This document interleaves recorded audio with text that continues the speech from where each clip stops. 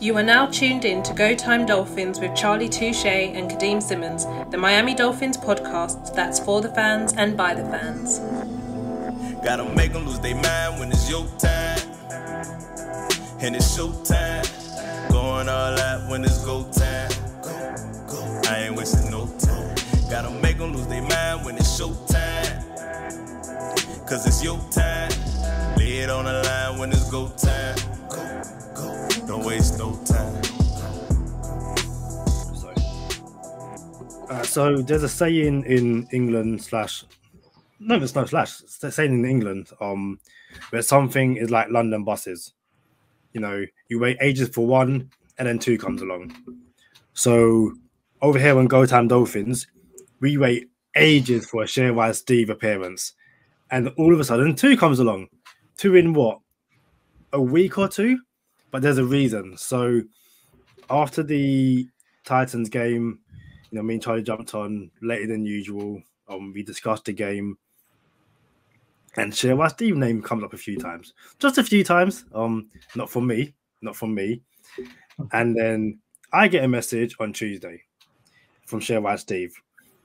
Just finished listening to the last episode. I'm requesting to be a guest soon. Mm-hmm. I replied saying, you will be on soon to defend yourself. And he just said, let me know. I will be ready.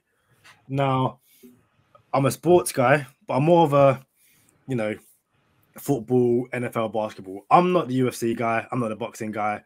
You know, Charlie's into his UFC. But I feel like this episode, it's not about me. This is about Charlie and Steve.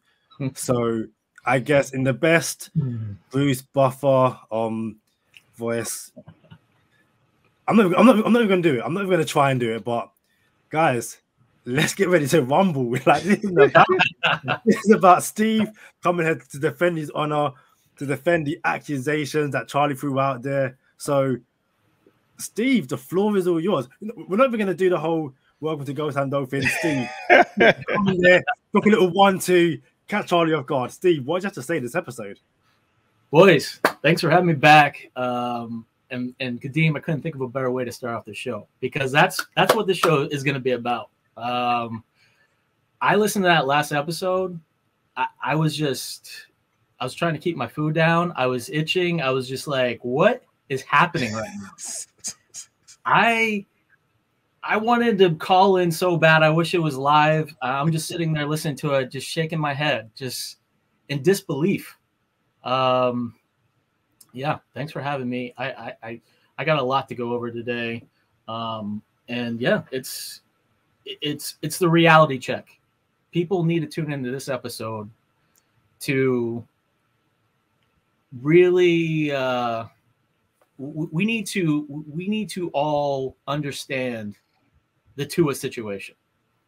What's the Tua situation? Give it to us, Steve. All right. So last episode, I heard excuses. Not to go in length, but growing up as a kid, I was a chatterbox kid. My grandfather called me a politician because I was that kid walking around the house, gabbing away, talking. You knew where I was. And I have a younger brother, it's 2.5, and he was the opposite. Real quiet, practically mute, really shy introvert. So my parents, my aunts, my uncles, my grandparents, they all were so protective of my brother. My brother was always like just so off limits. So you can't be hard on him. You got to take it easy on him.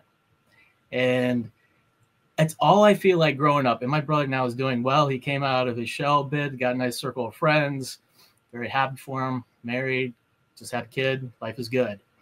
But that's reminds me of the Tua situation, where no matter what's going on, we have excuses for this man. And it seems like it's never ending. And based off of the last episode of even Antonio Brown, we all know Charlie, even when he's in the corner, trapped, dead to rights, this man will not say, I was wrong. What? I was wrong. What are you talking about? Hold on, Steve. You were dancing around it saying, all right, yeah, I don't want him anymore. Not that You know what? Yeah, that was probably, you guys were probably right. He is a troublemaker. He's a problem. So no matter what I say about Tua, this is something that I've embraced, that I've learned. The excuses are going to come. And no matter how good of an argument I have, I know I'm not going to get the satisfaction from Charlie of hearing, Steve, I don't know, you might have a good point. You might be onto something. I might be understanding where you're coming from. I know I'm not going to get that. And that's okay. But you know what? For the listeners of Go Time, for Kadeem, for my sanity, I just need to put it out there, and we need to discuss it in depth. It's Go Time Dolphins, the Miami Dolphins podcast that goes not only across the pond, but across the world. I'm Charlie Touche. Got Kadeem Simmons with me. Y'all just heard ShareRide Steve, a familiar third of the trio, the duo that becomes a trio. Listen, you said the points that you make, Steve, and I'm waiting for the points that you're making, because I haven't heard. Oh, there's a point, good point right there. But I will say this. I don't know if you want the I'm wrong about AB. I did say I don't want him no more. I said that. Like, what else you want to say? Like, hey, yo, all right, yeah, he's tripping. I don't want him no more. Even if he's right about this Bruce Arians thing, that Bruce Arians said go back in the game, and he said no, I'm hurt, and he said all right, you're done. There's still a way to conduct yourself. So there's no way around that. And it's funny how I'm done with AB, and this will be the year the Dolphins bring him in when I'm done with him. So it just happens like that. So yeah, I'm done. I do believe in like if you needed the help. He got his contract's like 1.5 million, 3 million or something like that. We needed help. We don't have receivers. You don't beggars can't be choosers. We do not have the luxury to sit here and say we did not. This is past tense styles. We did not want AB, and we can't afford the locker room to be in flux. Like, yo, we don't have that luxury. We need to win games. So that's where I was at with that. So now that he pulled this stunt, it's like, all right, well, although it looks like it may have some merit to it, but it doesn't matter. You can't conduct business like that. So yeah, I'm out on AB. I don't know if I was wrong about AB, Steve. Like I said, he's a clown. Antonio clown. Like I've been said that. So I don't know if I was wrong about him, but I would still take him. That's what I was saying before. Like, yes, he is all of this, but I would still take him because we need the help. So I don't know if I was wrong, Mr. Politician. I could do this too. So Dig, the first thing we came on and said on the last episode, if it was the last episode, but actually, yeah, I think it was the last episode. It was the last episode, yeah. Yeah, I said Tua picked a bad day to have a bad day. He picked a bad day to have the worst game of his career, NFL career. He did, and it was his worst game. Even with him having his worst game, we were still in the game, is what I'm saying. So I had time to rewatch the game now, and yeah, in the moment it feels catastrophic. Like, yo, this is it. This is all bad. The whole world is ending. So you watch it back, and what I realized was it was a battle back and forth. I think we had 2 possessions each before anybody scored. We had like 4 punts. There were like 4 punts between us and the Titans, and the defense let them drive all the way down the field running. Okay, cool. I'm cool with that. I'm not saying, oh, Tua should have put up points. Like, it's a football game. Like UFC, it's a fight. People gonna fight, bro. It's gonna be games like this. So the defense gave up a touchdown, and that's when Tua fumbled the ball. The fumble inside the red zone. That was absolutely horrible. So there was a pass that everyone's talking about where he skipped it to Mac Hollins. He was rolling out and he skipped it to Mac Hollins, and that was like in the middle of the first quarter, 0-0 still. The whole game ahead of us. You know what I'm saying? But when you lose, oh, he couldn't even make the pass to Mac Hollins. Like, bro, the whole game was still ahead of us. Should he have made that pass? Absolutely. But there's other passes people could have made. He could have made. So my biggest issue is how do we bring stuff like that back up when the numbers are still the numbers. He's still number one in the completion percentage. So it's not like this guy is missing all of his passes and it's like, oh, he's trash. He can't complete passes. Like, yo, it was the first quarter. It was a wet ball. It was early, and he missed the pass early before when it was 0-0. So how are we saying, oh, he ain't got it? I don't understand that. Let me help you. Let's go. So you're right. I was thinking about it. I'm like, all right, I clearly have to take a different approach because what I've said previously, it didn't work. You just bounced it right back at me and you weren't having it. So I was like, all right, let me think about this. And I thought about it. And Kadeem, you're part of this show too, man. So I want to just ask you a question here. That 2019 Dolphin team, would you? I describe that roster as the JV roster. That was the tank for Tua season for those who may not be familiar with 2019. Go ahead, Steve. I mean, the talent on that roster was the depth, the overall roster was so bad. Would you agree, Kadeem, that's one of the worst rosters you've ever seen? In my very short time of watching the NFL, 100%. Like that I think I was just around for that Lions team, which went 0-16, I think it was. I was around for the Cleveland team. That was like, I was around for the Hugh Jackson Cleveland team, and I reckon we rivaled that. We probably might even be worse than that. But one of the worst I've ever seen. So that line was atrocious as well. We have a terrible line this year. There's no sugarcoating that. And I keep on hearing, he doesn't have a line. What do you want this man to do?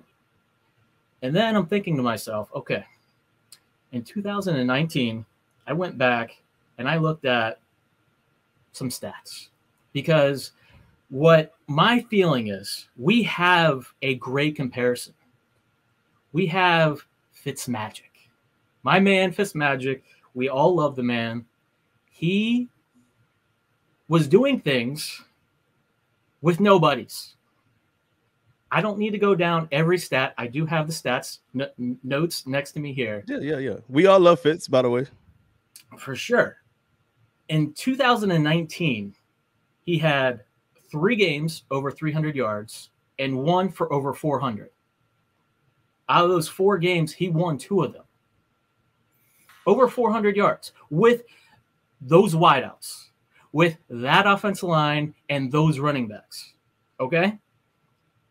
Then in 2020, when he started the beginning of the year, out of the 6 weeks, he had 6 full starts.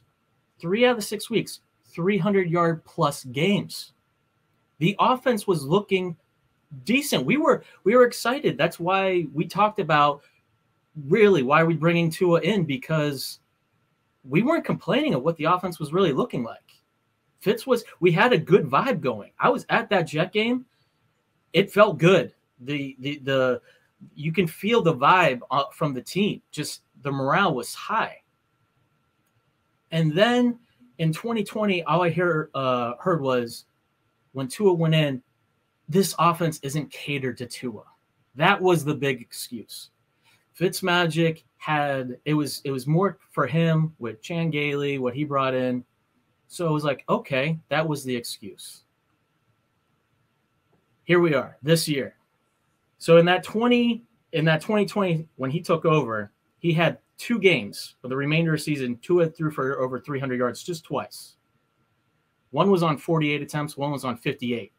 That includes the Buffalo slaughter, which was disgusting. So if we want to count that game, we can, but we want to talk about garbage yards. That was the epitome of garbage yards. So here we are in 2021, when the offense is catered around Tua. You give him Jalen Waddle.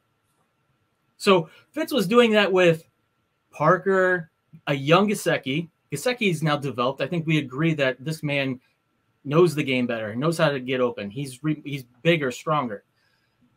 The weapons, you can't use that as an excuse. He has 1 game this year over 300 yards. How does that happen when it's catered around you the RPO, we all know his style. It's just those slants. He loves throwing, and he's great at it. He can throw that slant, fantastic. But one game against Jacksonville, he has 329 yards. Tell me why that is. Tell me why this man is so prolific in college and this pure passer, and he doesn't have one game. And this is what I'm getting at. I need one. You tell me that there's not one game where this man just finds a little Dan Marino in him and he's just gunslinging like Brett Favre out there? So, go ahead. What the interesting thing, and you make great points. I'm not going to try and say you're wrong. You make great points. But I went back and looked at the 2019 Miami Dolphins wide receivers that season. Preston played 8 games. Again? Preston played 8 games. Yeah. So 2019, this is obviously the Fitzpatrick, Josh Rosen season, Shadow Shea, the wide receivers. Trevor Davis, no idea where that guy is now. Is what it is. Isaiah Ford, the same guy that Tua's throwing the passes to. Matt Collins, the same guy that Tua's throwing passes to. Alan Hearns, he's still on the team, but he's injured. Devontae Parker, still on the team, he's injured, same guy. And Albert Wilson. They're basically throwing to the exact same people, except that Tua now got Jalen Waddle. And like it's the exact same wideout group. Like the Dolphins haven't upgraded the wideout group. Like Allen, it's Jalen Waddle and Christian Williams. It's the same guys. So look, I was gonna say there's some common denominators, Steve. You said that offense was decent. I cannot agree with decent. We could agree to disagree. We're not gonna debate if it was decent or not. But I'll say this. I remember Fitz got pulled and then Rosen got in, and then Rosen got pulled and Fitz got back put back in. If it was decent, we wouldn't have to do the quarterback shuffle. Now, to your point about the yards passing and a lot that you said, you had to throw for 400 yards in some of them games because our roster was so bad. All right, so we had to have a shootout all the time. You know what I'm saying? With this defense that we have now, the defense is better than that defense was. The games that we play today don't allow us to have 400 plus games because we're not coming back from 21 touchdowns, 21 points down, 14 points down. Maybe not. Don't say 19. Say refer to last year though. Last year? Yeah. Don't go back to 2019. I understand that. Just saying last year where okay. half the year or a little under half and Tua did the other half. The defense was solid last year. Right.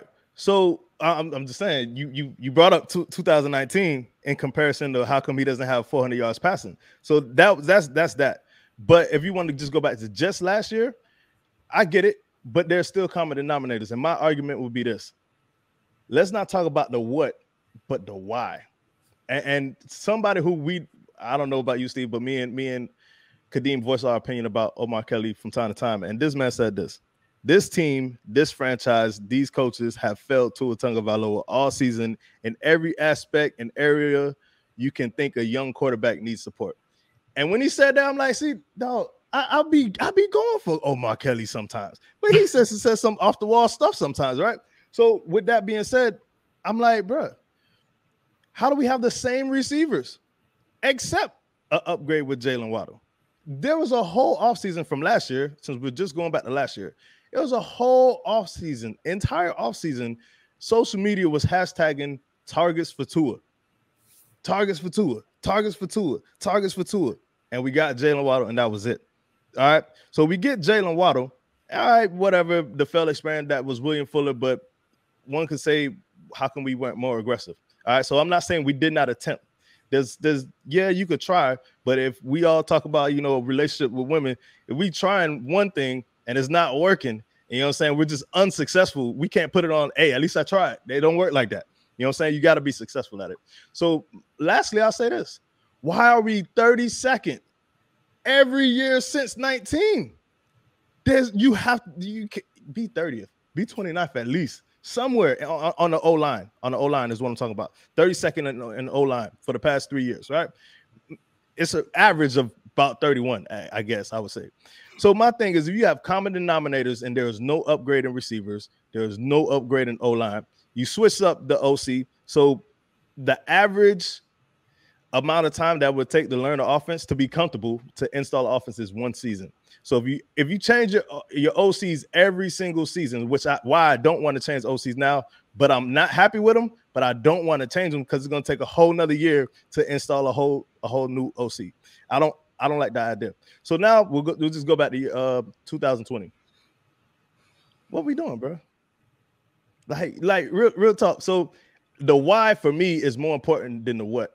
And if you cannot develop a team on the offense behind this quarterback that you drafted 5th overall, what makes me believe you can go get Aaron Rodgers and build an O-line around him if you couldn't do it for the past 3 years? You see what I'm saying? So I don't understand why everybody, oh, it's the quarterback. It's not the quarterback, bro. It's not the quarterback. Okay, so there's been a lot of talk about Joe Burrow lately because he's had a hot hand. He's tearing it up. And it's, oh, well, he's got the amazing talent. What they gave him amazing talent. Joe Burrow had a great season last year with a trash roster overall. Now, yes, he's had Mixon and he had Higgins. And even Tyler Boyd's a nice piece. I'll acknowledge that. But that O-line is trash. The defense was trash. Didn't do them any favors. And this man still played 11 games last year, and half of them he was over 300 yards and even had a 400-yard game. They got him hurt though, right, Steve? Yeah, but what does that have to do with why? Tell me what. And this is why. And trust me, I'm not down on Tua's where it was. I was excited. I wanted to beat Tennessee. I text you boys. I was on my couch ready to go. Like I was waiting for that game of like he's gunslinging today. We arrived. Everybody's waiting for it. But name his best game. Give me his best game of his career or his top 3. You know what you're going to say? You're going to say Arizona, which was a nice game. And he had some nice moments where he had to answer the bell, and he did in that game. Besides that Arizona game, you can't give me a game where it's really rememberable. Where I need the why, though, Steve. We know the what. Give me the why. But why? Why do you think this is? Like, do you just think he's just not good? Or do you think – because I told you my whys. But why do you think he's lackluster in your opinion? It's his physical lack of his physical abilities to make plays happen. Now, you said that you didn't like Mac Jones coming out. Like you weren't worried about the Patriots getting him. Still not worried about him. Okay, I am. I think Bill Belichick made him in a laboratory, and that's the Patriot quarterback that he dreams of. That's a mini version of Brady. Who knows what he's going to become? You weren't worried about him because he couldn't run. Mobile quarterbacks. No, right? that wasn't really why. That's part of it, but that's not really why. Like I don't believe in Mac Jones. In no aspect of football at all. Okay. They're gonna have to hold his hand the whole time to be successful. So my thing is, tell me, and this is a real question, tell me what's the difference between Mac Jones and Tua? All right.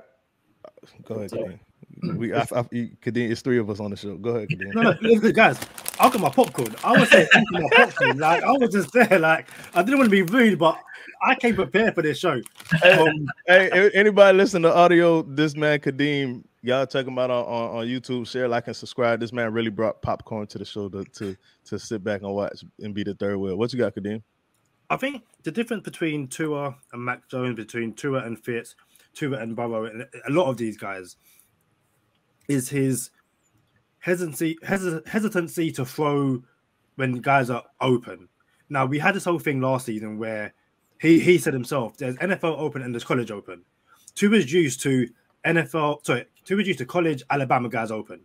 So in the NFL, when Parker had a separation, Fitz is like, well, dude, he's open. I can throw it where Parker can go get it, and that's open. Tua's not making those throws. We talk about how, Gesicki just goes missing in games. Jalen Waddle went missing against the Titans. I can put the house I'm currently living in. If Fitz is in that game or Joe Burrow, they're still getting targeted because those guys are like, go and get the ball. I know there's a guy on your hip, but I'm going to throw away from that guy. Whereas, my personal opinion, Tua's not going to do that. Tua has moments where he does that, But there's moments where, and you see it, you know, he'll take a tackle, he'll throw it away, all that kind of stuff, where he's looking at someone. And if they're not Tua open, he's not going to throw the ball.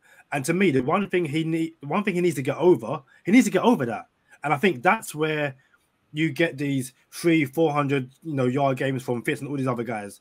There's times where Fitz is throwing the ball, it's just like, dude, that guy's never open. What are you doing? Oh, he came down a bit. Perfect. It also comes with picks, though. Fitz comes with picks as well, though. I was literally just about to say that. So, but at the same time, so if we're gonna kill Tua for having picks, but not throwing picks, but don't throw it when the dude is NFL open. We gotta pick and choose now. You know what I'm saying? I'm not killing him for not throwing picks, but I'm saying there are times where the guy is as open as he's going to be in the NFL unless he's wide open down the field. To me, there's times where Tua just has to throw the ball, and I'm not talking about a guy is blank. I'm not talking like it's Isaiah Ford against Jalen Ramsey, where Ramsey's going to win that matchup every single time. I'm talking about where it's Mike Gesicki against a linebacker, and there's a hesitancy to throw the ball, and once he hesitates, that's when someone else is going to get there. And at that point, it's finished. The point I'm trying to make overall is the difference between Tua and those other guys is I feel like Tua is so scared to throw a pick. He's waiting for more separation, which is just never going to come. How we get there, though?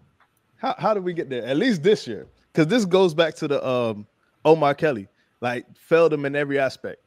We got trade deadlines talks about Deshaun Watson. Then we got Tua's always hurt after he took the rib injury. You know what I'm saying? So hold up, Steve. I'm asking you this. I don't know if you know this or not. Do you know how many games Tua lost this year? Off the top of my head, no. 4. That's it. Okay. He only lost 4 games this year. And I'll give him 3. The Tennessee is one of those games. You know what I'm saying? So it's like, if we're just talking this year by itself, without last year, because last year comes with its own caveat. It comes with coming off a hip injury, playing what how many games he played last year? 9, right? Because he came in 7, something like that, right? So he came in halfway through the season. If we're just getting rid of last year and we're only talking about this year, he only lost 4 games. That is it. And this one was egregious and his worst. And I feel you on that. There's no way around that. But my thing is, how do we get to the point of, I'm done with him? You know what I'm saying? When one, Tannehill has 7 years, right? And secondly, we the stats and the numbers support, he's not that bad. He's really not that bad. End zone efficiency. We're 15th in the league in red zone. I'm sorry, red zone efficiency.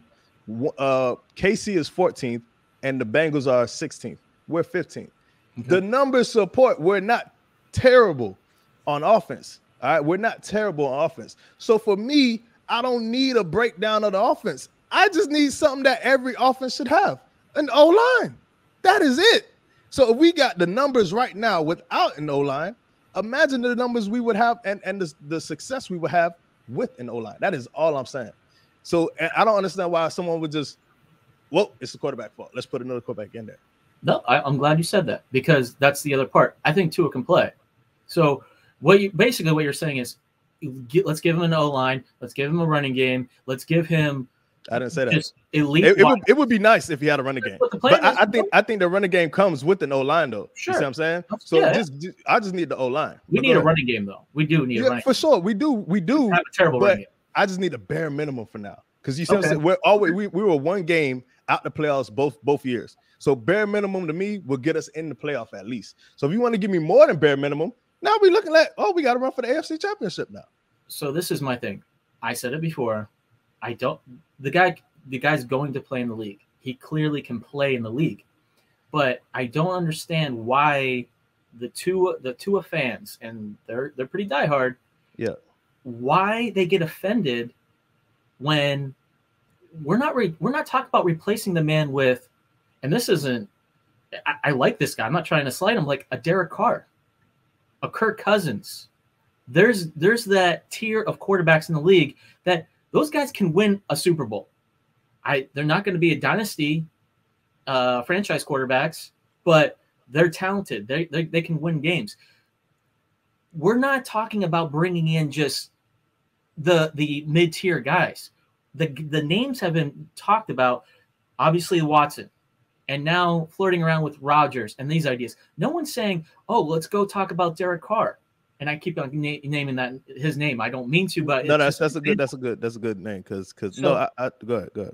So that's where I'm at, where I'm like, let's look at the NFL playoff bracket right now. It's the same names, man. The Rodgers, Mahomes, Allen. It's the top dog quarterbacks. They're always going to be there knocking on the door for a Super Bowl. We have a guy, in my opinion, is more middle of the road. Can he win? Yes. But I don't understand why, if we have the opportunity, if we have the assets that won't cripple us, why is everyone so offended that we're flirting with Watson? Greer and Flores, they know what they have in-house right now, I think. That's why they flirted with the Watson, and they will continue to do so, I'm sure. You need an elite guy. Tua is not an elite guy, and elite guys also make up holes. Look at Green Bay. Rodgers is classic. Look at Brady. Brady did it for New England forever. He really, he had a couple of. You always bring up the best quarterbacks. You bring up the Hall of Fame best of the best, like the top 3 in the league. You like give me 10 and 11. You know what I'm saying? Give me if you tell me who's or even 8 and 9. You know what I'm saying? So like here's Watson. Watson? Is he a top 5, 6 guy in the league? He's not below 7. All right, no. Well, here's my thing. Watson is a little different than Rodgers and Wilson, and I'll be very clear. I didn't never say I don't want Aaron Rodgers. I never said I don't want Russell Wilson either. Now, what we give up has to be considered. I have no interest in giving up the few. I have no interest in giving up the farm for especially Aaron Rodgers, who might only have 3 years in him. Right? Do you get a Super Bowl? Yeah. But I believe we could get one if we just build the right way. Now, here's my thing about building the right way. And this is why there's an issue. For me, I can't speak for everybody else. Here's my issue, Steve. If you go out and you get and I don't believe you can get Rodgers or Wilson. I'm going to be very clear. I don't think they're in our conversation. I think they're going to look at our franchise and be like, that's a clown question, bro. Shout out to Bryce Hopper. You know what I'm saying? The only person we really have a shot at, in my opinion, is Watson. And I'm okay with you bringing up Derek Carr because once Watson is either out of the conversation or goes to a different team, the only other quarterbacks that we're going to be talking about to replace Tua are going to be Derek Carr, Jimmy Garoppolo, Kirk Cousins, Teddy Bridgewater, Drew Lock, Baker Mayfield. You know what I'm saying? Those are the type of quarterbacks you're going to be talking about to replace Tua. On the rookie contract Tua is on, by the way. So here's my biggest thing, Steve.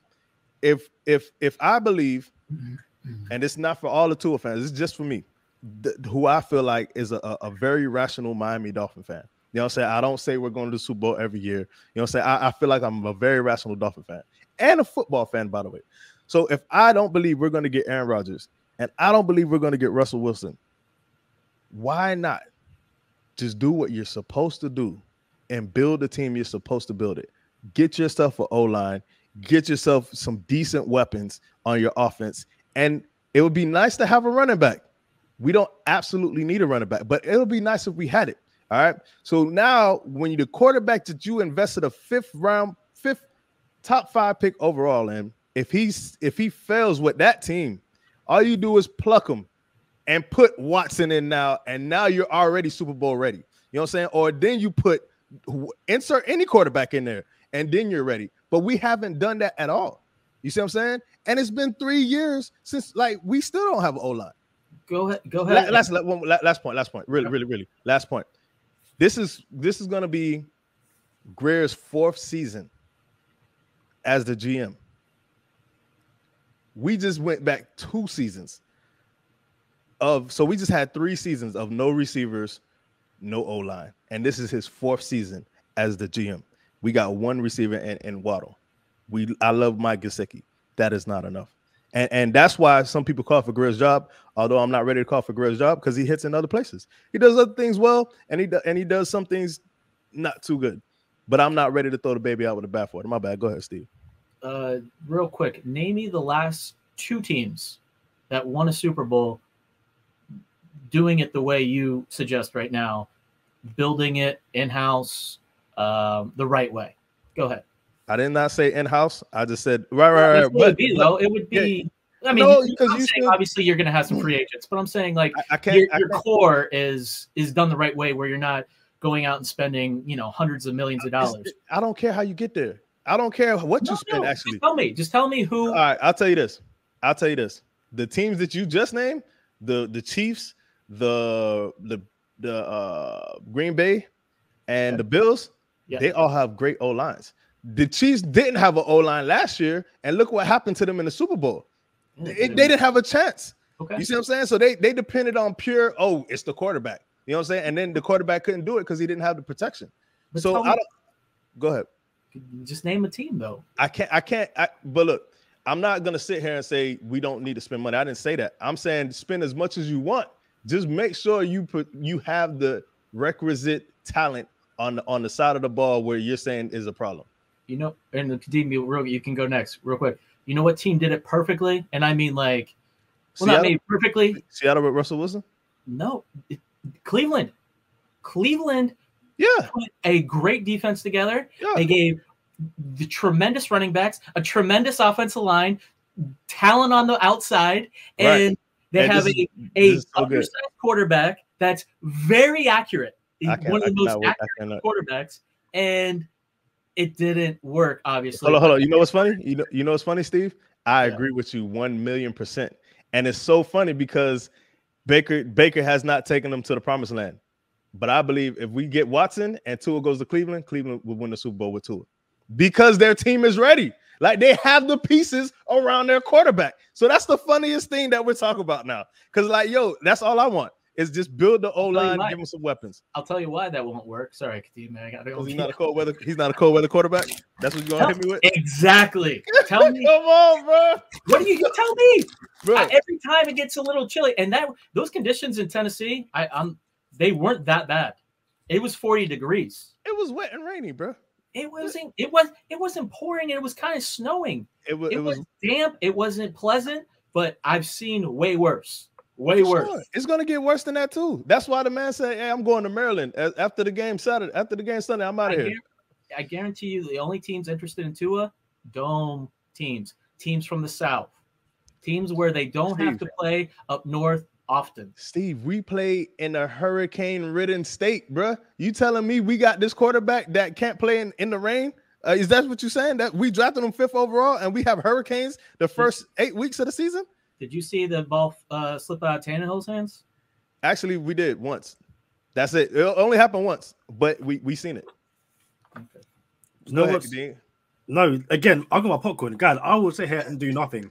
I have a few points because I don't know if I said this on the show or to someone else, but what we're seeing, I think I said it on the show where I was talking about how Tua is being compared, and rightfully so, to the guys taking the last 2 or 3 years, the Herbert, the Burrows, all them guys. The interesting one of those guys to me is Jalen Hurts. Now, Jalen Hurts has just taken the Eagles to the playoffs. How far they go, no idea. But when I went back and looked at the teams that the Eagles have beat this season, there's a pattern. So they beat the Falcons at the start of the season, which we should have beat, but we didn't. Eagles got the job done. They beat the Falcons. They beat the Panthers. They beat the Lions. They beat the Broncos. They beat the Saints. They lost to the Giants. They beat the Jets. They beat Washington. Then they went back and beat the Giants and Washington. So they won 8 games? That's 8? I think so. Yeah, that was not impressive at all. But everyone's saying that Jalen Hurts is the future of Philadelphia because he won all those games, taking to the playoffs. There's not a single winning team. He beat a bunch of bums. Now, don't move on. Tua didn't beat the Jags, didn't beat the Falcons. And, I've made the point that when he left the field, they were winning. But, and I'll finish on this because it kind of leads to the point I'm making. Tua's probably going to get chucked out of Miami for going, was it 14-6 or like 14-7 instead of going 15-6 or 15-5. Tua's basically going to get chucked out for one game. In the nice way possible. If we had beaten the Titans and we make the playoffs by beating the Patriots, we aren't having this conversation. We aren't sitting here and going, we need to get somewhere else, because Tua would have taken us to the playoffs and never said, you know what, he done the bare minimum, well done. I find it hilarious that he's probably going to lose his job and get kicked out and get kicked out of Miami, pitchforks, torches, all that kind of stuff, because he got beat up by essentially the number one seed in the AFC. To me, I find that hilarious. And actually, one more thing. This is before my time. This is in 2013, I believe. We played the Bills at the end of the season and lost 19-0. The quarterback was Ryan Tannehill. He lost to the Thad Lewis on Buffalo Bills. And Tannehill got another 6 seasons for everyone to go, that's not it. And I think, don't get me wrong, if you know after 2 seasons that Tua's not the guy, don't give him another 6 because you waited 6 years. It's a complete waste of time. But I think there's a valid argument to go that at the end of the first 2 years of both their careers in Tua and Ryan Tannehill got 6 more years, but Tua showed more promise. And again, it's like, or do you not agree with that, Steve? Hold on. Before you go, Steve, do you want Jalen Hurts, Steve, over Tua? Nope. Okay. Hey, Steve, bro, I would have liked you a lot different. I ain't gonna lie. I would be like, yo, I guess I don't know my dog. You know what I'm saying? Hurts is not he's not winning no Super Bowls. He's Tim Tebow 2.0. That's all he is. Yeah, he can't. He's not a thrower. You were gonna say something, Steve, before I cut you off? I don't know how you're impressed. And I like how you say, oh, he had the worst game. Do you guys forget about Denver? He had, I believe, 83 yards. He got pulled at the very end of the game. We're not talking about 83 yards. Tannehill had a 7 for 21 game and had 75 yards and went to the playoffs. What are we talking about? This is last season. No, but you're saying that he's been more impressive. The Raider game, less than 100 yards passing. He's had multiple games. And fine, last year he was hurt, right? Last year was hurt. And the offense wasn't catered to. This year, he doesn't have weapons, and the offense lines are. I'm just tired of hearing of one thing last year, though. He didn't have none of it. He didn't have it last year. He never had it. Why did Fitzpatrick look good though? Because he was in the league 15 years longer than Tua. Okay, so now why is so? Here's the thing. We're talking about intangibles. Yes. There's things that you can't describe. It's just you feel it. A team feels it. A guy who gets in a huddle, even our defense, you're like, I thought our defense played well against Tennessee. The problem is when you're sitting on the bench and in the cold, in the rain, and you're watching that offense play, it just sucks the life out of you. You know what I mean? And we haven't had a dominant defense this year. At times they played very well, but if you expect them to just shut Tennessee down at Tennessee down to 3 points. Tennessee's the number 1 seed in the AFC. Now, come on, let's be real. They're a well-coached, solid team. I think there's nothing, like I said, give me the top 3 games of Tua where you're like, oh, look, just watch those games, Tua haters, and you'll see. You can't show them. I got a drive. I got an example for you. First drive of New England this year, you're going to show spurts, but you're not going to show a wow game to anybody. I got an example for you, Steve. Shoot. No one really knows what I do for work. I'm like Tommy from Martin. You know what I'm saying? Like, no one knows what I do for work. You're trying to find friends. All right, cool. So, so look, Seinfeld is better than Friends, by the way. But listen, so I work for an engineering company, okay? And that's all I'll say. I work for an engineering company. And I am well-rounded in my crafts, all right? I never secured a degree in engineering. However, I've been doing this on and off for 16 years. I can operate everything underneath the sun. Everything you can imagine, I can operate it. So when they look at my resume, they call me up, hey, Mr. Touche, can you come on this assignment for us? We would like to have you for 4 months. It's in the middle of nowhere, Nebraska. I'll be like, yeah, you know, what are the particulars? They'll say 84 hours a week. This is what you'll be getting paid. Thank you for coming out. We appreciate you. And if I accept the assignment, I accept the assignment. Many, many times I'll come out there, I'll look at what we're doing, and I'll be like, this is nothing to me. I got this. This is easy money, right? But the person in front of me that's working on the machine been there for 20 years, right? Been there 20 years, knows what he's doing, won't teach me nothing. This is not Aaron Rodgers, Brett Favre, but I already know what I'm doing. And many times, not every time, and most times, I'm better than that person that they had there for 20 years. I don't just go out there willy-nilly, Steve. I can't break this equipment like he could break their equipment. Like, how come he's more productive than I am? I only been here 1 week, but I know I'm better than him. But if I come in having as much scrap as this dude, it's going to be like, oh, you're replaceable, bro. Like, we can't have you messing up our stuff, but he could mess up this stuff. He's playing with house money is what I'm trying to say. Fitzpatrick, he's on his last leg. I'm throwing picks if I want. I'm not going to get killed. You know what I'm saying? Tua got to be like, you know what I'm saying? Like, it's not the same. He can't come in with the same leeway as Ryan Fitzpatrick, bro. Go ahead, Kadeem. I said this at the end of last season, beginning of this season, and I think it kind of goes to what Steve's been saying and stuff like that. But it's something I disagree with in terms of what Steve said. I don't want to see Tua thrown for 200 yards, 300 yards. To me, I don't want to see it. Not because I don't think he can't do it, but if Tua's having to throw for 200, 300, 400 yards, and I know 200 is a very low number in today's NFL. I 100%. I on the wishbone here. Okay. I'll start at 300 then. 300 yards. Okay. But when Tua starts having to go above 300 yards, the chances are is because the defense has done nothing all game. And when you put all the money into the defense and Tua's having to throw for 300 yards, 400 yards, is because the guys you've paid to keep the score low and to give Tua short field, or to give whoever short fields, they're not doing their job. Now I understand in a game like the Saints, when the Saints are riddled and have nobody, you want to see Tua put 300, 400, 500 yards. And again, I understand that.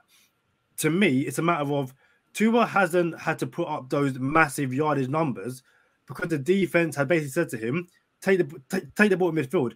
In Tua's first season, when everyone was going Justin Herbert, we should have taken Justin Herbert because he's throwing up all those yards. He had to. Literally, we had games where Tua was getting the ball at the 30 and the 40 because the defense had turned it over. And the knock against Tua was that he was throwing for 150 yards, 1 touchdown. That's not good enough. But we won the game. And it's just my personal opinion. I feel that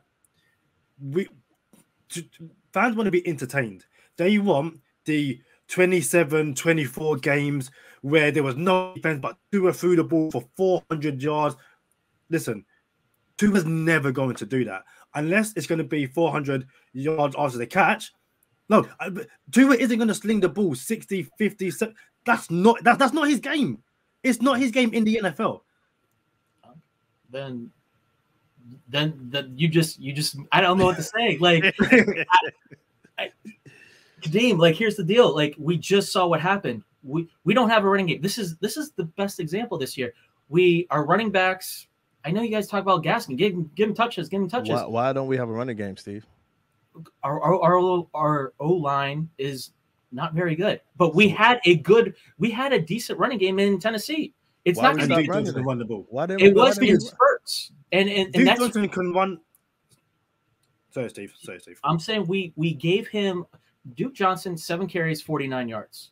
It's not like, okay, first down, hand it off, good. They were like little spotty spurt, plays, but that was good enough to say, hey, Tua, we're gonna ease some of the load off of you, and it did. I thought it did. I was like, yo, look at Duke Johnson, 15-yard run, 10-yard run. I'm like, that's great. That really takes the pressure off of him.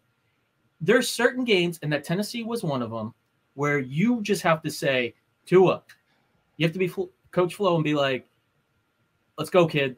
We need you today. I need 4 touchdowns because it's that day. It's the spotlight's that big. He has yet to have one game in his career where he's lit it up. And you telling me, and I remember texting Charlie at the beginning of the winning streak, probably like the second game or so, maybe third. I go, this defense is really carrying us right now. Like, And he gave me some like shaking my head reply. I'm like, does he really think that it's not the defense that's carrying us? Nah, I Like, probably said, where was the defense when we needed them against the Jacksonville and Atlanta is what I probably said. But my point is, that's why I think Watson, these other guys are just saying, my God, I can give you 24 points in my sleep. Like, I'm not even asking for 38 or an outrageous amount. Just put me in the mid-20s every game. The Saints, Tua put 13 points on the board against a just completely depleted team. I mean, and that was a Monday night game. That's a game where you think you're like, hey, the world's watching. Let me show these haters what it's about. This guy doesn't have that dog in him. I don't know what's happening. But, yes, if you want to give him Allen Robinson, Waddle, and this all-pro, of course. But you know what? I can put Kirk Cousins back there. I can put any middle-row quarterback, and they're going to look who Kirk Cousins had: Adam Thielen and Justin Jefferson and Diggs. Hold up, Steve. Hold up, Steve. You just brought up the Saints game, which I still haven't gotten a reply from you, and I could show our text messages from my phone, bro. I sent you the clip where Tua got sacked at the end of the first half, and I said, "What did you want him to do here?" Shake him. What? Shake him. I want. Make some plays. See, he was in there like as soon as Tua got to his third step of the drop back, he already had his leg, bro. He couldn't even drop back. Charlie, when you were out, I remember, and I know you remember this, Kadeem. We were discussing how we never have explosive plays. Those broken explosive plays. You know how that? You know who makes that happen? Not your right guard. Your right guard is, that right guard, man. He really made that play happen. No, it's the quarterback. It's a wide receiver saying, "Oh, I see my quarterback in trouble. I'm going to go cut it up deep, or I'm going to cut it across." Tua doesn't buy time, and even when he does, I remember, and this is, this isn't even fair, but I'm just going to say it. I remember the days of Dan Marino where it was like 5-6 seconds, and all I'm thinking to myself, oh, they done. Marino's gonna toast him now. Like the longer the play went on, you didn't get nervous. You were getting excited, like, oh, Fryer's going up the sidelines. Someone's getting smoked right now. And it doesn't happen with Tua. Like, the man doesn't, he can't create. He's 1-2, 1-2-3, slant. 1-2-3, this. He is a system quarterback right now. And yeah, those are middle of the road guys in the league. Those aren't the elite guys. Steve, like, you know I love you. It's normally me and you against Charlie. To me, Tua does create. Some of the throws that Tua's made is because he literally had to duck, dodge. I can't remember the dodgeball term. He's had to literally, guys coming, out of the way, thing, gone. The issue when that happens is that and I'm going to say this name because he's probably going to be here next year, whether we like it or not, but a Watson, a Rodgers, a Wilson, and Mahomes, when those guys duck and dodge, they heave. They're like, oh, off you go, go. For whatever reason, Tua is duck, dodge, dump off to Gaskin or dump off. And I don't know if that's because the guys downfield aren't open. I don't know if that's because they're not NFL. Hear me out. I understand what you're saying. I never saw Marino play live, but I've seen clips where it's like guys come in, oops, there you go, 70-yard touchdown. Tua goes, oops, there you go, 5-yard dump off. It's like, dude, seriously? And if we then give him the receiver that we want to give him, will you then see him go, oops, there you go, bomb? Or will it continue to be, oops, there you go, dump off? It's, Steve, I can show you some clips of Tua invading the pocket. It's something which he is good at. There's been times where he probably would have been sacked a lot more if he couldn't maneuver around the pocket. I think the criticism against Tua had never been his pocket presence. It's been his arm strength. It's been him throwing downfield. So I think he can create. It's just that at the moment, he's doing all the hard work to get the ball off, and then kind of like a letdown throw. And it's like, dude. Fellas. So very quickly. And even like the best example from the Titans game is that Matt Collins throw, where he's done the ducking, he's done the dodging, he's evaded the pressure, and you threw it into the ground. If he throws it to Matt Collins probably gets another 10, 15, 20 yards. Instead, say again, sorry? He was wide open. I mean, yeah. Instead, he throws it. It's funny how he was wide open, but he got forced out of the pocket because there was no blocking. Like he got forced that way. But look, we're gonna get into this. I promise you, Steve. We here. But we got to go into bonus time, bro. We continue. Like I promise you, I'm not going nowhere. But look, man, we appreciate everybody sliding on us, man. ShareRide Steve in the building. He gonna give it to me some more in bonus time. Y'all stay positive. Test negative for ShareRide Steve, Kadeem Simmons. I'm Charlie Touche. Thank you for tuning in this time. Make sure you catch us next time on Go Time. Already. Dolphins with Charlie Touche and Kadeem Simmons, the Miami Dolphins podcast that's for the fans and by the fans. Gotta make them lose their mind when it's your time. And it's showtime. Going all out when it's go time. I ain't wasting no time. Gotta make them lose their mind when it's showtime. Cause it's your time. Lay it on the line when it's go time. Don't waste no time. A number of things to discuss in bonus time, but I feel like we should continue this conversation. But yeah, we will. Go ahead. I was gonna say, did you guys see the Mike Gesicki interview this week? No, well, I've seen the Tua interview. I haven't seen that one. I've seen the offensive line coach interview, which is bad, like really, really bad. But there's a Mike Gesicki interview where he's asked a number of questions. One of the questions he's asked is, you know, the guy literally said, "This is the last time we're going to speak to you before the end of the season, probably. Will you be in Miami long term?" And he kind of like evades the question. He says, "No, he likes the coaches, like the players, blah blah blah," but he doesn't know. There's been no conversation, but all that kind of stuff. We'll talk about Mike Gesicki on a later episode. The one thing that was interesting, he was asked about the game plan in Tennessee, and was there a game plan for the wet weather? And he just smiled and said no. There's been a discourse from basically the Tua lovers, the Tua defenders, basically saying there was no wet weather plan, and he basically threw the quarterback out there and told him to throw 38 times, as opposed to going bit wet weather. Duke Johnson averaging 7 yards per carry. Let's run the ball more. So I'm not saying like that does not excuse Tua's play, not in the slightest. It was still awful, garbage. It was buns. Tua played buns on Sunday. There's no way around it. I just find it interesting. I want to get your thoughts on the fact that there was no wet weather plan. Is that just bad coaching? Kadeem, are you just tossing me a softball because you like me, or I'm so glad you just brought that up, man. Because yeah, I remember on the last episode you guys talking about they set him up to fail with 40 pass attempts in the rain. I'm thinking to myself, okay, we have one of the worst running games in the league, and Tennessee is either number 1 or number 2 run defense in the league. Jeffrey Simmons in that middle is a man-child, a beast. These boys are physical. So we're not going to run it down their throats. Our game plan didn't have to be tweaked because our game plan's built for that scenario.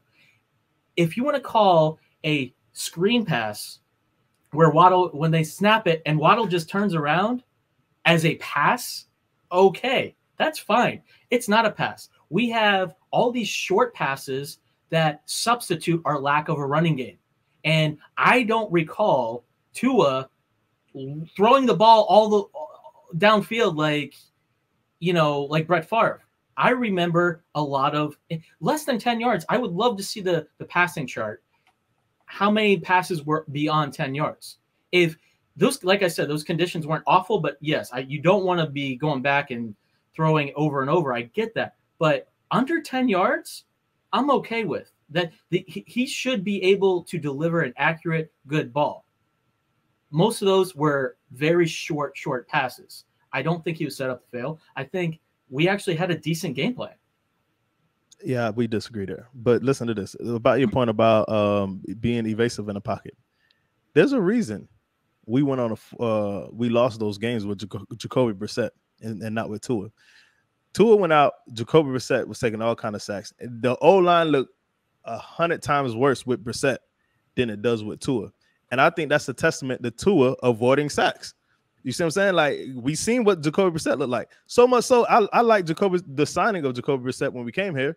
And then when he came here, and then now it's like, yo, I'm ready for Teddy Two Gloves to back up Tua.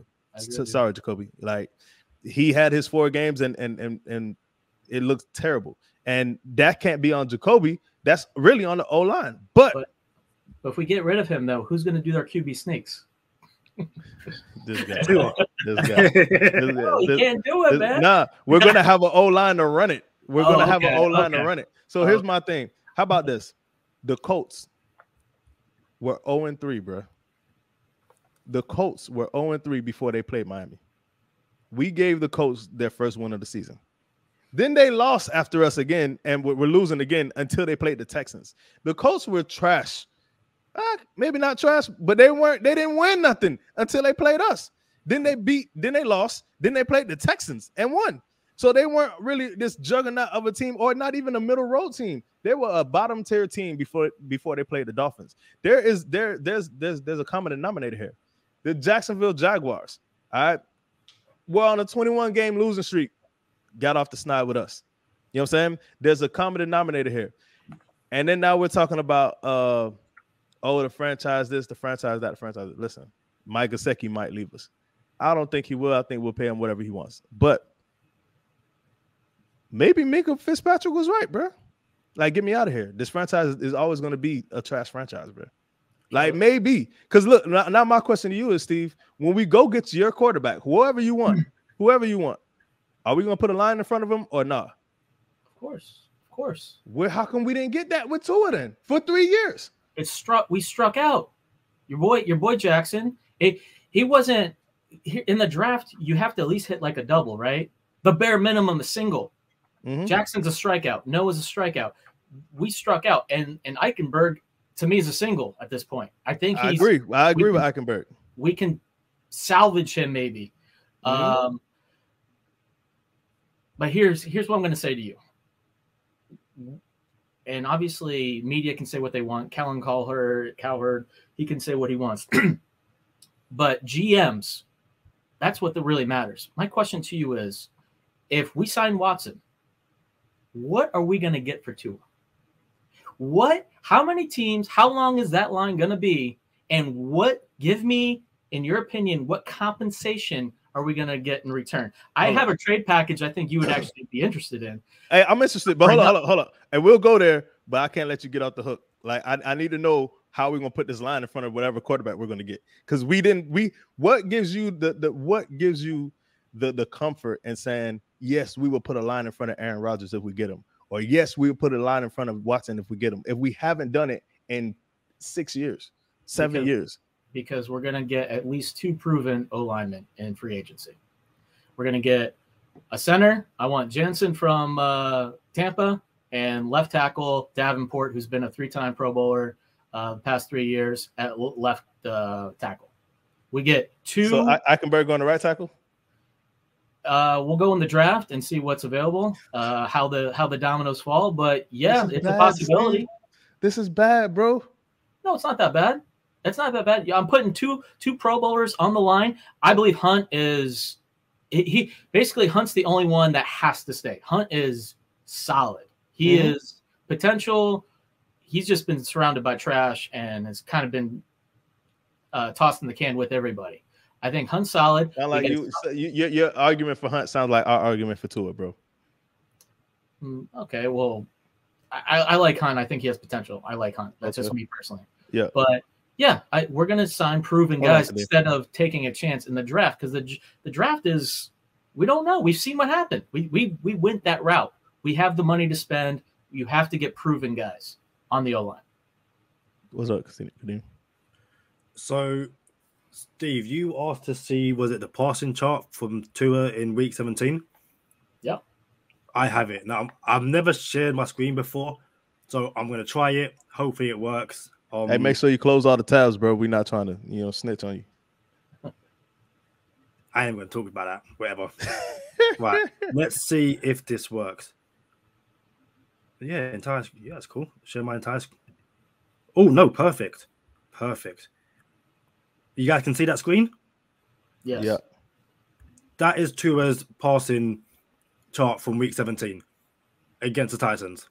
So if you guys are listening on Spotify or Apple Music, go ahead and check out YouTube. We got this screen grab of Kadeem's computer, and it has Tua Tagovailoa's passing chart for the Titans' loss per ShareRide Steve request. So I'm looking at how many passes over 20 yards for the entire Over 20, Steve?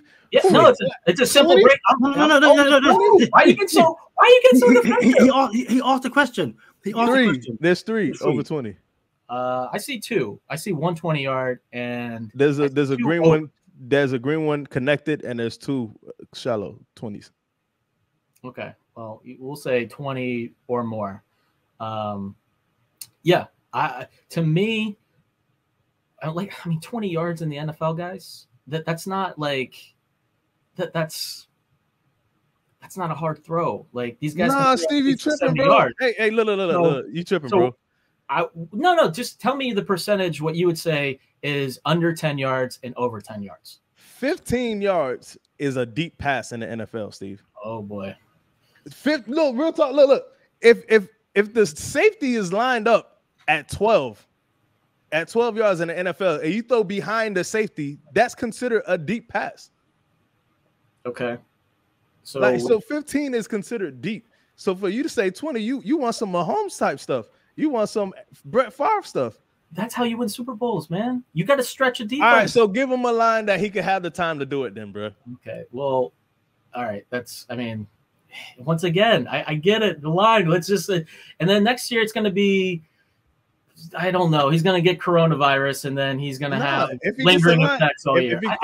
If he gets a line, we're going to be straight. We're going to be in the playoffs. It's that simple. I see a pass chart that is, for an NFL quarterback, very favorable. Let me ask you something, Steve. Hold on. This is a real question, because I want to get to your trade package that you have for the Tua. Let me ask you something, Steve. Do you this is just like all fun and games aside, you believe if Tua gets a line, we're not going to go to the playoffs next year? Yeah, I believe we can go to the playoffs if we have a really good line. So why can't we just get the line, bro? We're not winning Super Bowls. Why can we do it? Yeah, it's a stretch, but I don't see Tua can't be cold. He's proven that he's not a good quarterback in the cold. That's another whole conversation. So very quickly, earlier you said was it like 20 yards is like the bread and butter or something like that? You didn't use the word bread and butter. You spoke about how many 20-yard passes NFL quarterbacks make. Yeah. I mean, we're not even talking about. I'm talking about attempts even. Like he only had one. There's three on this chart. There's three on this chart. Okay, give me 2 seconds because I saw something else. Obviously, you want to go into his trade scenario while we pull that up, or you, Kadeem? I've got it here. Okay. This is Justin Herbert. Same week 17. 1 over 20 yards, Steve. Okay. I mean, 20 yards is a lot, bro. 15 is a deep pass, and there's only 2 over 15 on that chart for Justin Herbert. Well, I'll show you one more. Did Justin Herbert win his game? I think he did. Yeah. I thought it was attempting. I thought it was about attempts. Bro, we needed Tua to throw the ball. We needed points. That's who is this? Oh, Aaron Rodgers. Over 20. There's 4 attempted over 20. Not like okay. Very quickly, especially with Aaron Rodgers. If you look at that bottom right hand screen, that's a lot. Like, and again, Rodgers is 100% better than Tua. I am in no way saying that. Like, so I'm not like trying to think. All I'm saying is because I've done this a couple of weeks ago. I was chatting to a friend about this, and we're talking about Tua doesn't throw deep, and I was looking at random quarterbacks and how many random games they're just slinging it over 20 yards, and it's like, dude, there's not many. I'm talking even attempts alone. For whatever reason, most NFL passing charts over the past few years basically look like Tua's. 2 or 3 attempts, 20 plus yards. The rest is 20 yards and under. and yet Tua is the only one that just gets killed. And Not again, only so I picked Rodgers and Herbert. You could give me any quarterback from any week, and I can get it up.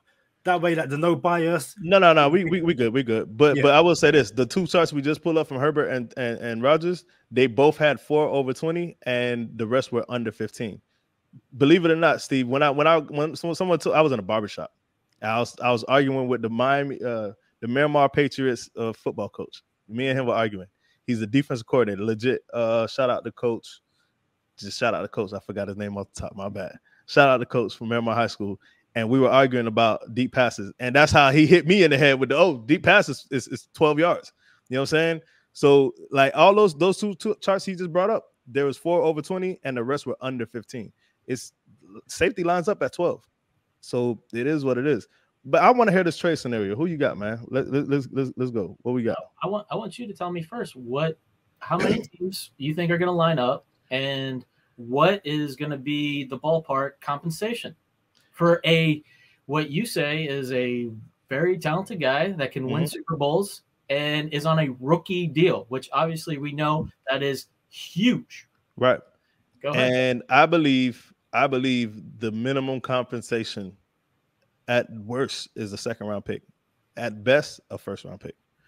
Because you're getting rid of them, and everybody knows you're getting rid of them. So now you shot yourself in the foot because you got to listen. Bro, you shot yourself in the foot because you went and got a quarterback, and now your trade value goes down. You did this to yourself. No. Hold on. Okay. We did this to ourselves. We did this to ourselves by trying to get Deshaun Watson and being unsuccessful. Everybody knows that the front office is unhappy with Tua. So now they're not going to give you multiple picks for Tua. So you'll be lucky if you can get a second. Okay. So let me ask you about a gentleman named Matthew Stafford. Mm-hmm. What was it? What did the Rams give up for him? Was it Steve, you're better than this. No. It was a lot. It was like 2 firsts. Detroit. My point is, Detroit is a dumpster fire. Yeah. And they did Stafford no favors. He had a bad O-line, running backs not consistent. Right. He had Megatron for a certain.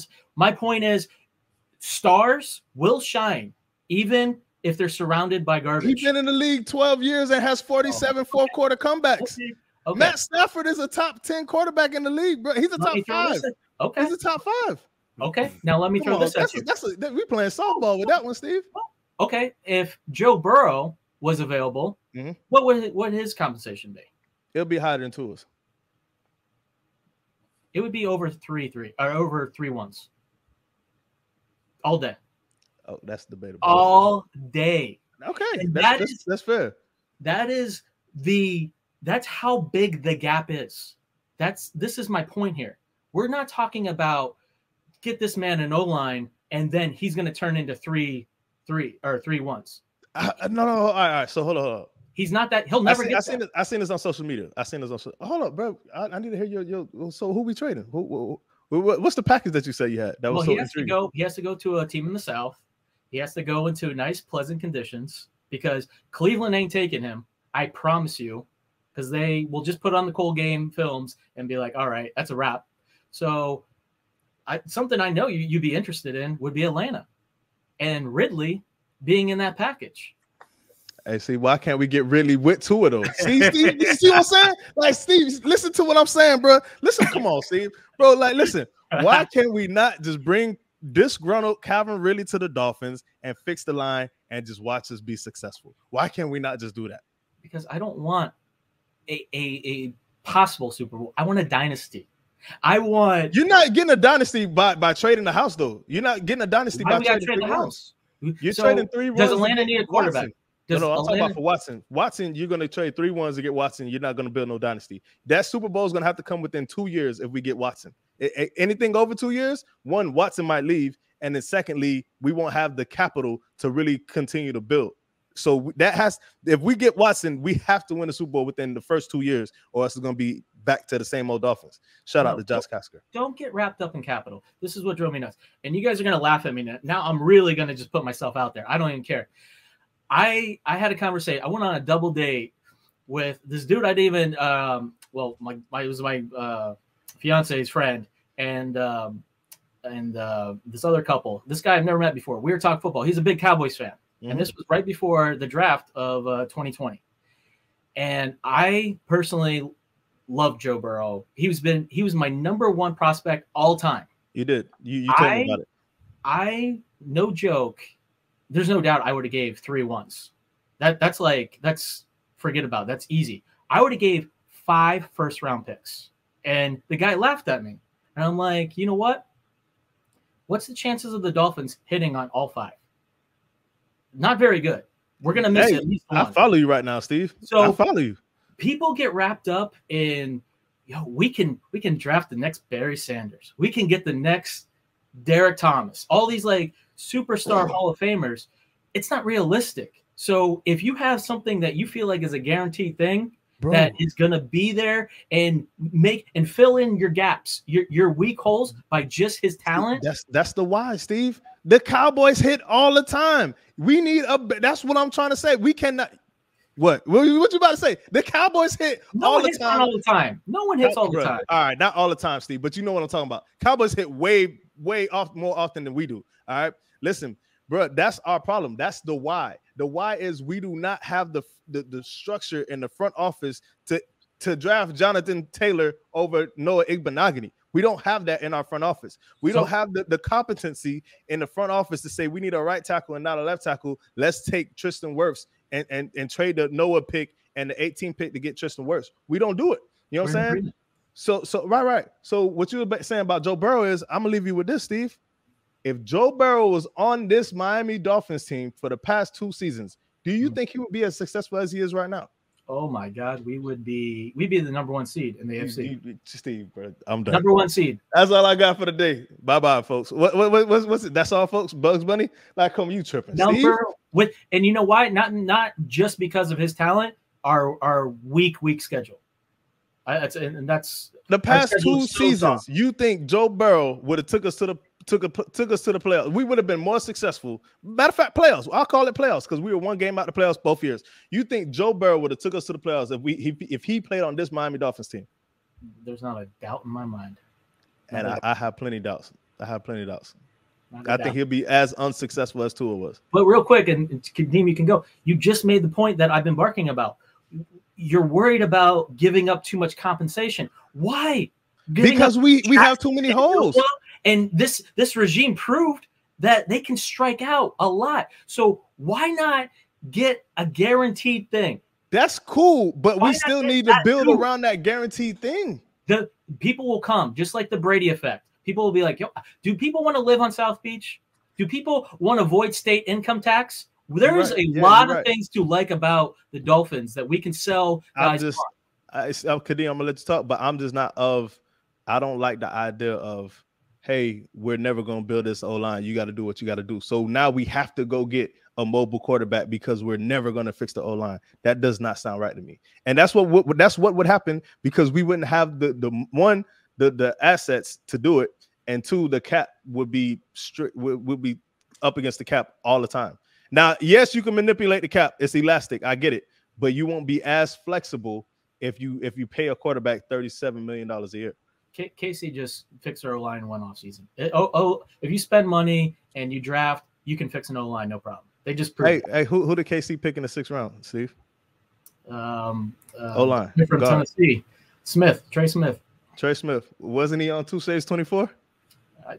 And he was at Senior Bowl. I'm just saying. We had eyes on him. We blew it. We blew it, bro. We blew it, bro. We blew it. Like, I'm just saying, bro, I do not trust this front office to do it no more, bro. Yes, I'm a Dolphin fan. Yes, I'm a Tua fan. No, if we trade Tua, I'm not gonna stop being a Dolphin fan. I'm still gonna try to get it to where we could win the Super Bowl. But I'm just saying, like, there are people who are responsible for this, and we are letting them off the hook if we let them let Tua walk because they couldn't do their jobs right. You completely contradict yourself. You say you want to build it around Tua, and you just say you don't trust this regime to draft and get it done. I don't trust them to build around anybody, though. Not just Tua. I don't trust them to build around Watson either, though. I said that. I would rather have a guy that can make up for lack of talent around him.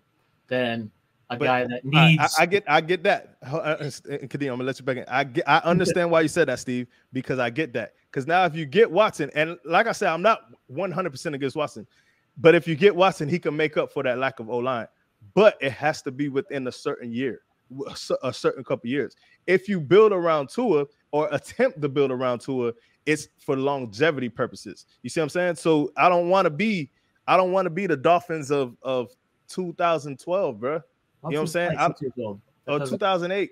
I don't want to beat them. You know what I'm saying? I don't want that no more. And we'll be back to that we'll be back to the 1-15 faster if we got Watson and Feld than we will be if we attempted Tua and Feld. We'll be back to 1-15 faster. And I don't want that. See, I've got my popcorn, so I can just, but two things. I was looking at Joe Burrow's passing chart this season. There's a lot of games where it's like 2, 3, 4 passing attempts over 20 yards. Even the wonderful Joe Burrow in this amazing season, most of his passes are 20 yards and under. That's the first thing. The second thing, and this is a question for Steve. I reckon we should probably end it on this question. But we are essentially one game off the playoffs this season, right? Both seasons. Do you agree? 1, maybe 2 games? Both seasons. No, I'm talking about this season, just this season. 1 game, let's say, I'll give you 2. Assuming we lose to the Patriots, I'll give you 2. If Tua plays the full season, doesn't get hurt, this exact schedule, do we make the playoffs? Yes or no? So he was out 3 games. 4. And it was what? Tampa, the Colts, Raiders, Buffalo. And Buffalo. Knowing what I know now going into this weekend, I'd say it'd be close. I don't know what game we're definitely winning. I could tell you, Steve. If we had Howard in that Jacksonville game, we would have won that game. Who? If we had that. Who? Xavier Howard. Xavier Howard didn't play against Jacksonville? He didn't play against Jacksonville? No. All right, cool. But look, I'll tell you this, Steve. Yes, we would have made the playoffs because we would have beat the Colts or the Raiders, and he wouldn't have been coming off an injury, so we would have beat Jacksonville and Atlanta. But I don't like doing this. I don't like doing that. You're presuming we're right. I don't like that. I don't like doing it. Yeah. But I'm just saying, if Tua's healthy the whole season and the O-line doesn't get him smacked and crack his ribs, like I don't know why people in Cincinnati was okay. Like, damn, O-line blew it, and we tore ACL. Should have took Penei Sewell. You know what I'm saying? Or we should have fixed the O-line. And the Dolphin fans will be like, Tua didn't get out the way fast enough. Like, what? Like we need to know, like, damn, the O-line blew it. We laid down. We couldn't protect Tua. If the thing is, you guys are just talking about making the playoffs. We need at this point to have the bar set higher. Like we need to strive for a ring and not just to be respectable in the league. And I know it's baby steps. We have to take those steps to get there. But next year, if Tua makes the playoffs and we get bounced in the first round, okay, that's another year off of his rookie deal that's gone. Like, when are we going to say we are a legit super? Tell me if we get him an O-line next year and another number 2 wideout. Yeah, maybe you're telling me that we're going to be a top 5 to 8 Super Bowl favorite? Absolutely. Listen, you telling me with this team right now, if Calvin Ridley was the second, he'd be the first option, in my opinion, because Parker would not be the X no more. But we'll just entertain this. If Calvin Ridley was on this team and this team had an O-line, you telling me we wouldn't be? We were 2 games out of the number 1 seed at one point. Well, not one point, but we were on the run. Like, bro, top 5 for sure. For sure. Just fix the O-line. And I don't even need Calvin Ridley. I would love Calvin Ridley. I just need somebody other than Mac Hollins, which is my dog. Matter of fact, hey, me and Mac Hollins trying to set up a scuba diving trip, and I'm trying to get some scuba diving pictures with Mac Hollins. Shout out to Mac. But listen, man, Mac Hollins is my dog. He's not a number 1, 2, or 3 receiver, bro. He's a special team specialist. We appreciate Mac Hollins. You know what I'm saying? But dog, Preston Williams don't play more than 8 games. He's never played more than 8 games in his career. Never played more than 8 games. Can we get a receiver that will play 12 or more games, bro. 13 or more games. Parker doesn't play more than 13 games, bro. Come on, bro. That's it. Like, even if we had the O-line, and I still think we would have got to the playoffs with these receivers with an O-line. So if you're telling me we can get a receiver and O-line, bro, I'm let's go. AFC Championship. Kadeem, to go back to your question to just wrap it up, it's not about Tua being there. It would be different. It's if the defense woke up and played the whole season. That's the difference. The offense has never peaked and then dropped. The offense has been this all year. Whose fault is that? You think that's Tua's fault? You think that's Tua's fault? The defense was low and now carried a great winning streak against subpar. Do you think that's Tua's fault though? That the offense is like this? Yes. No, that's on the front office. You gotta get that's better. on the front office. That's on the play calling. That's on. You can't be on this quarterback, Steve. Guys, off season. Guys, off season. We will be here all day. Off season. I love you, bro. Nothing but love, man.